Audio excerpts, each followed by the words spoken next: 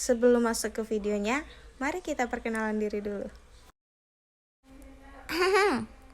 Hai, perkenalkan nama saya Iranisa Putri dengan NIM A1C221020 akan menjelaskan tentang materi peranan bakat dalam belajar matematika pada mata kuliah Psikologi Pembelajaran Matematika.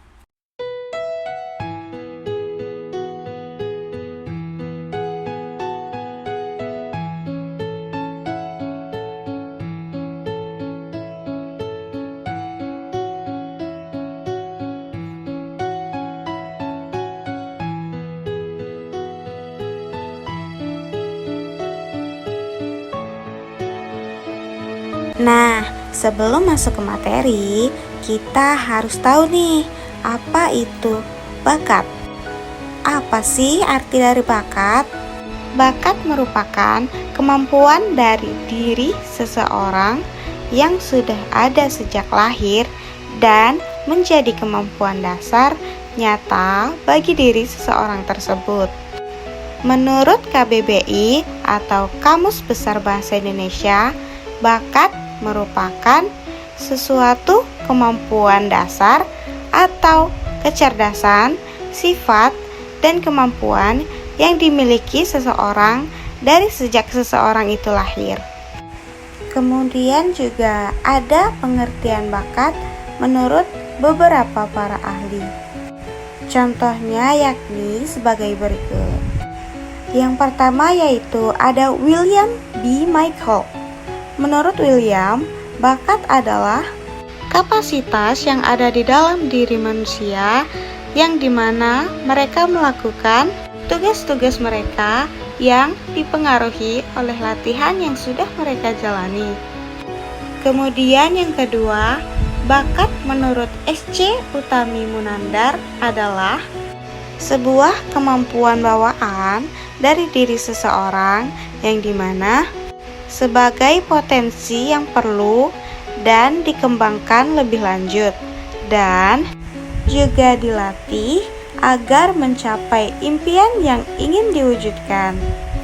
Kemudian yang ketiga ada bakat menurut Kartini Kartono.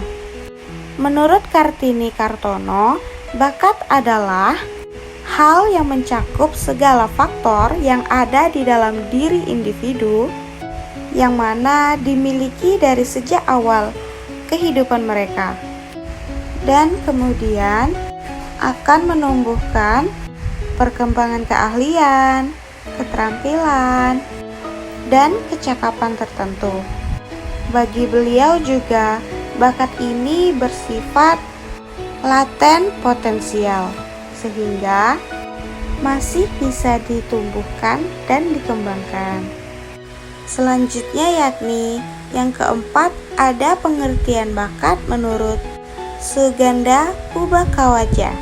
Menurutnya, bakat adalah suatu benih yang berasal dari suatu sifat yang mana baru akan nampak nyata jika seseorang tersebut mendapat sebuah kesempatan dan kemungkinan untuk dapat mengembangkannya.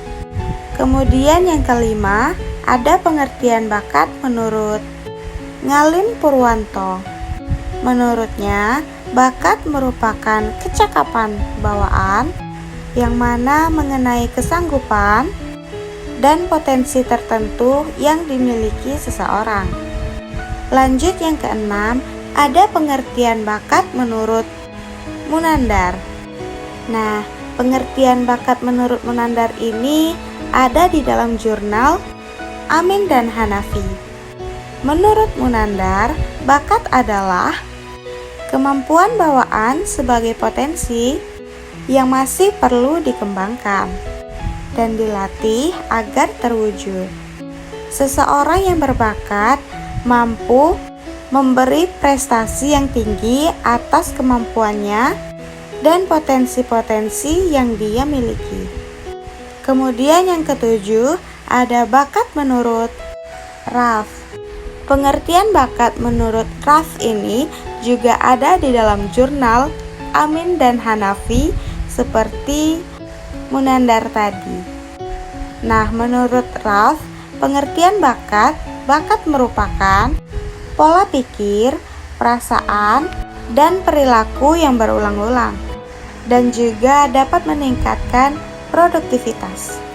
Jika hal-hal seperti pola pikir, perasaan, dan perilaku yang berulang-ulang ini dapat dipupuk dan dikembangkan secara positif, maka akan menjadi kekuatan dan keahlian bagi seseorang dalam suatu bidang.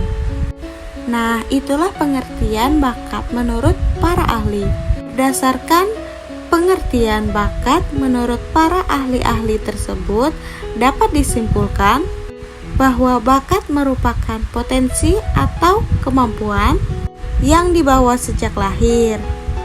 Artinya, setiap orang memiliki setidaknya satu bakat dalam diri individu mereka sebagai kemampuan dan potensi yang bisa mencapai impian dan mewujudkannya.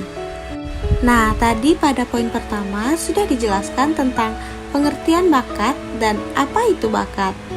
Selanjutnya, materi yang kedua yaitu ada jenis-jenis bakat. Menurut ilmu pengetahuan, terdapat 2 jenis bakat khusus yang dimiliki oleh remaja. Yang pertama yaitu ada bakat khusus, dan yang kedua juga ada bakat akademis atau bakat pendidikan. Sebelumnya, mari kita jelaskan satu persatu mengenai bakat khusus. Bakat khusus yaitu merupakan kemampuan atau potensi khusus yang dimiliki oleh orang-orang tertentu saja. Nah, berikut adalah beberapa contoh dari bakat khusus yang dimiliki oleh orang-orang tertentu saja.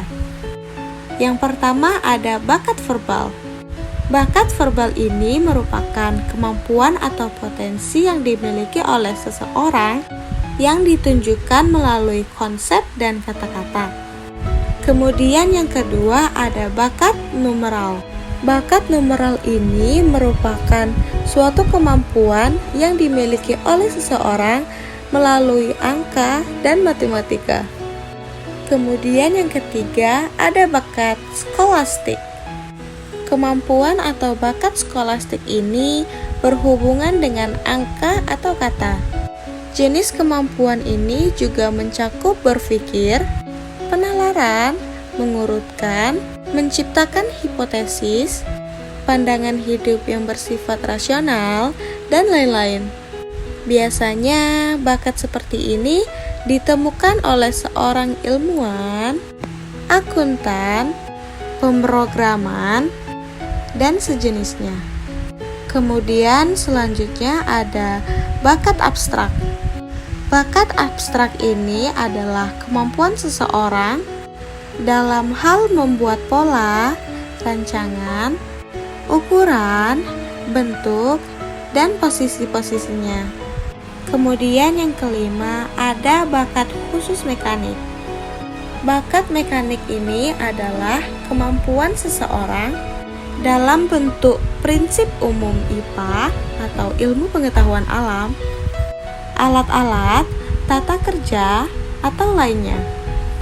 Kemudian yang keenam yaitu ada bakat khusus yakni bakat relasi.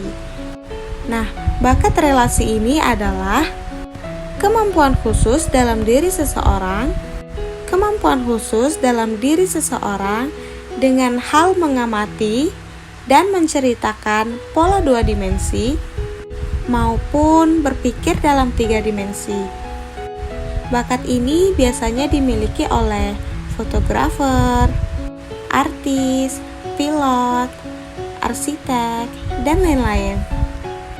Kemudian bakat khusus yang ketujuh yakni ada bakat ketelitian klerikal, yaitu kemampuan khusus yang ada dalam diri seseorang dalam hal tulis-menulis, meramu, dan di dalam bidang laboratorium.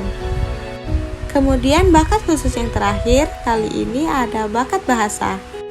Bakat bahasa ini adalah kemampuan khusus dalam diri seseorang dalam penalaran analisa bahasa.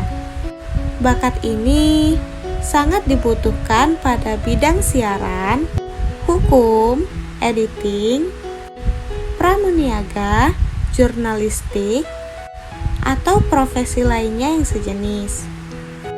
Kemudian, jenis bakat yang kedua tadi ada bakat akademis atau pendidikan. Apa sih bakat akademis itu? Bakat akademis adalah bakat yang dimiliki oleh seseorang yang berpotensi di bidang akademis. Misalnya pada bidang matematika, biologi, fisika, dan lain sebagainya. Kecenderungan pada bakat ini lebih kepada berpikir konseptual dan sistematis. Ada 5 jenis bakat yang ada di dalam bakat akademis ini. Yang pertama ada bakat akademik khusus.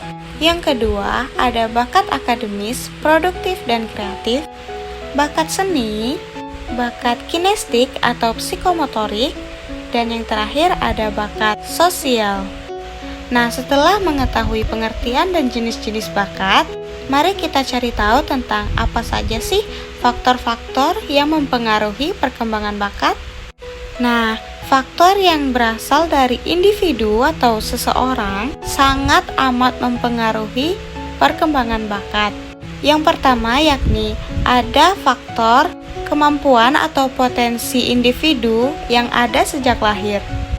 Yang kedua ada minat individu yang bersangkutan. Yang ketiga ada motivasi yang dimiliki oleh individu tersebut. Yang keempat ada nilai hidup yang dimiliki oleh individu tersebut. Yang kelima ada kepribadian individu. Kemudian yang terakhir ada maturity atau kematangan. Nah, setelah mengetahui faktor-faktor yang mempengaruhi bakat dalam perkembangannya, sekarang saya akan menjelaskan tentang usaha guru untuk mengenali dan mengembangkan bakat para peserta didiknya. Usaha guru dalam mengenali dan mengembangkan bakat para peserta didiknya yaitu dengan menjadi guru yang berkarakter dan layak untuk menjadi guru yang mampu untuk mengajar siswa-siswa yang berbakat.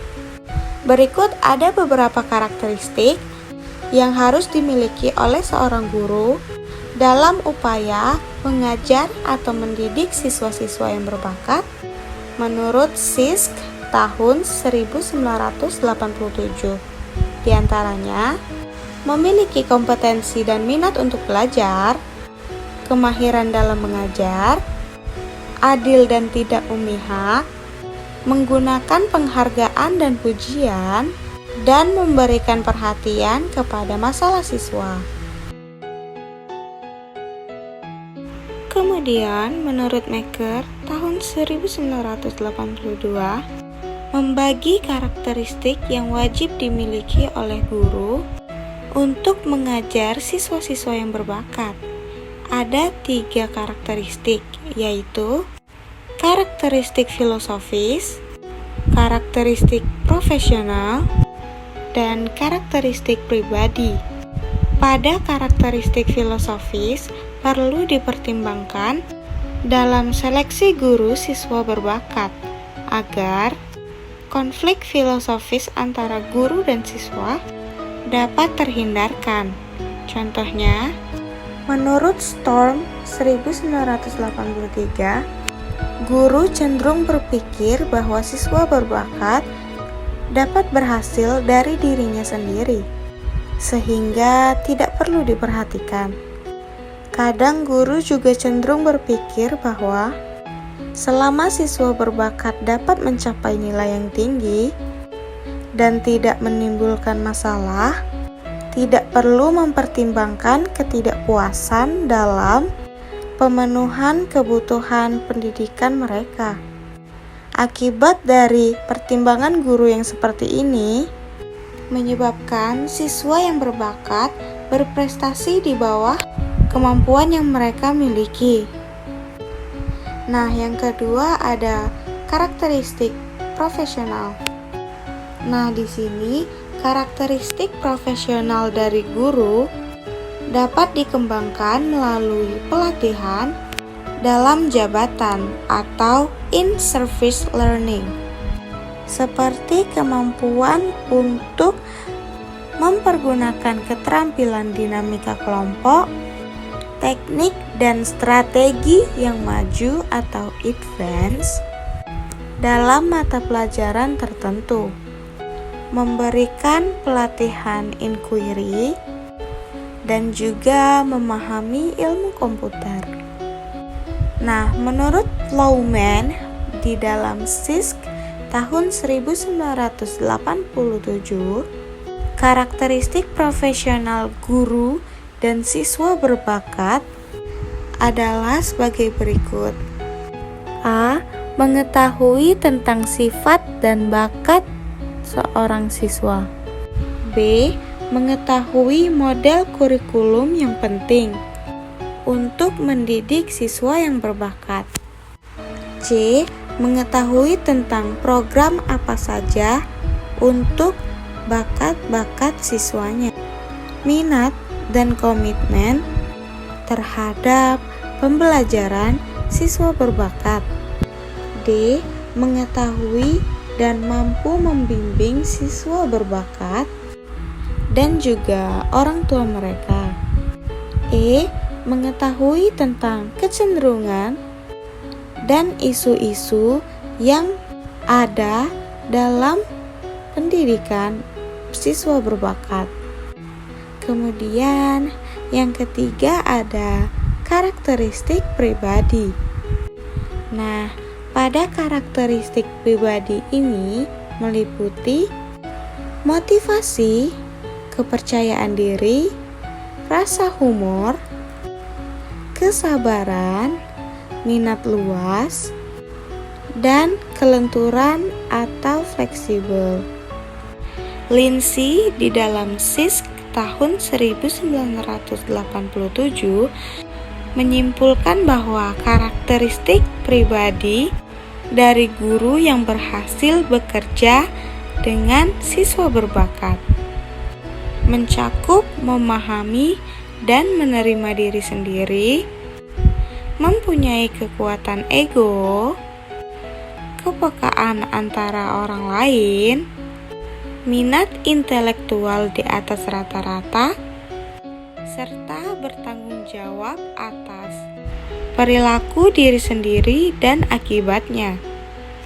Karakteristik pribadi lainnya dari guru ke siswa berbakat ialah empati, tenggang rasa, orisinilitas, antusiasme, dan aktualisasi diri. Untuk memenuhi kriteria atau karakteristik yang diperlukan bagi guru untuk siswa berbakat, perlu dipersiapkan kompetensi bagi guru, yakni sebagai berikut. Yang pertama ada program bergelar, dan yang kedua ada pelatihan dalam jabatan. Nah, pada pelatihan dalam jabatan ini dapat diberikan oleh sekolah, yayasan, dan sebagainya, yang tentunya berbeda dari program bergelar dalam hal bahwa pelatihan dalam jabatan memberikan lebih banyak pengalaman dengan tujuan-tujuan khusus seperti kemampuan berpikir tingkat tinggi, komunikasi, keterampilan berpikir kreatif, dan lain-lain.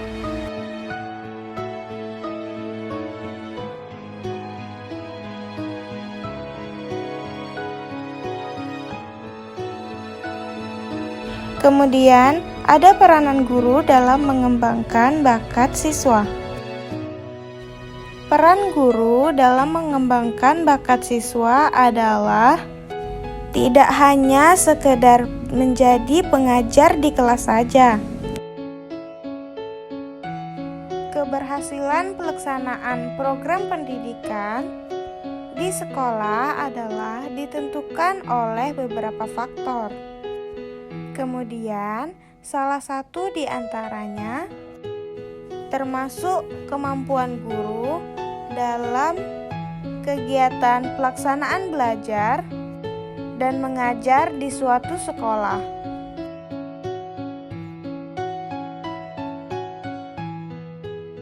Untuk lebih jelas mengenai kemampuan atau kualifikasi guru agar proses mengajar dan belajar dapat berhasil secara lebih baik, maka seorang guru haruslah memiliki kemampuan, sudah berpengalaman dalam mengajar, mempunyai kreativitas yang tinggi, bersikap ingin tahu, adil dan jujur.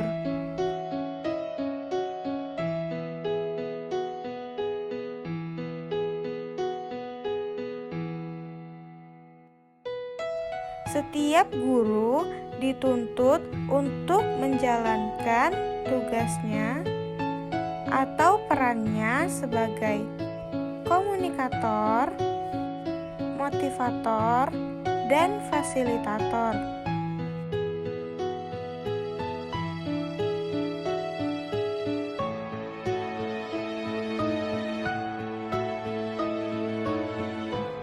Yang pertama ada komunikator.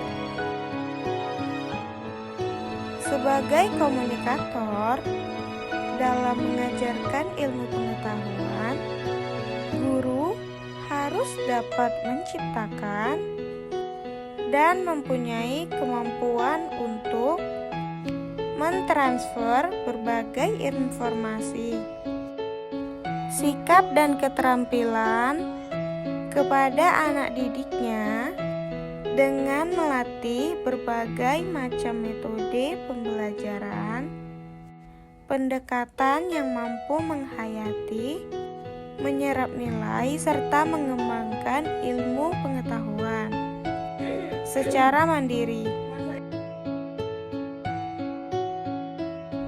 Yang kedua ada motivator. Sebagai motivator, seorang guru haruslah mampu memotivasi anak didiknya agar anak didik tersebut memiliki semangat dalam belajar, bisa menaikkan prestasinya, serta bisa mengembangkan bakatnya sendiri.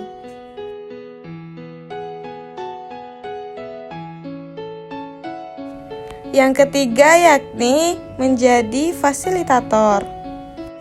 Sebagai fasilitator, guru pastinya harus mampu dan berusaha agar dirinya benar-benar menjadi orang yang dapat membantu para peserta didiknya. Jika peserta didik mengalami suatu hambatan ataupun masalah, seorang pendidik atau guru haruslah mampu menjadi penolong untuk para peserta didiknya dalam mengembangkan bakat ataupun kreativitasnya. Hal ini bertujuan untuk mempermudah serta memperlancar proses belajar yang sedang ditekuni oleh peserta didiknya. Kemudian ada 3 poin untuk mengembangkan minat serta bakat peserta didik. Yang pertama ada perhatian, yang kedua menjaga kestabilan motivasi, dan yang terakhir atau yang ketiga yaitu ada memberi penguatan. Nah, segitu saja penjelasan ataupun pemaparan materi dari saya. Jika ada salah-salah kata ataupun menyinggung para audiens, saya memohon maaf dan berterima kasih sudah menonton video saya sampai selesai. Saya akhiri, wassalamualaikum warahmatullahi wabarakatuh.